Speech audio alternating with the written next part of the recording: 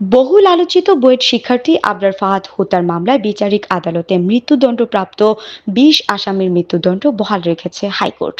এছাড়াও ৫ আসামি যাবজ্জীবন দেওয়া হয়েছে।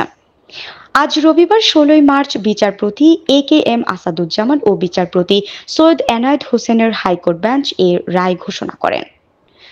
রায় ঘোষণার সময় আদালতের রাষ্ট্রপক্ষে attorney general Mohammad Asaduzzaman, deputy attorney general KB. Rumi, Zahirul Islam Sumon, Nur Mohammad Azmi, সহকারী attorney general barrister Sumaiya Aziz উপস্থিত ছিলেন।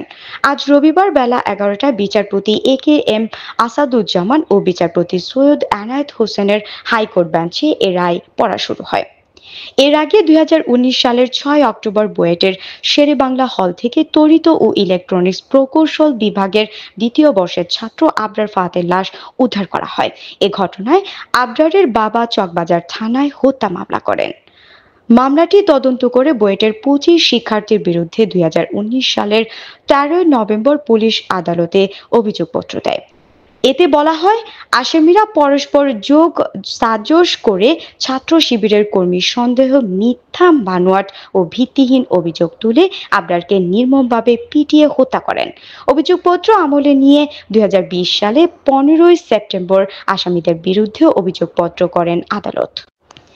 ওই মামলায় ২০২১ সালের ৮ই ডিসেম্বর রায় দেন ঢাকার দ্রুত বিচার ট্রাইব্যুনাল ১। রায়ে ২০ জনকে মৃত্যুদণ্ড ও ৫ জনকে যাবজ্জীবন কারাদণ্ড দেওয়া হয়।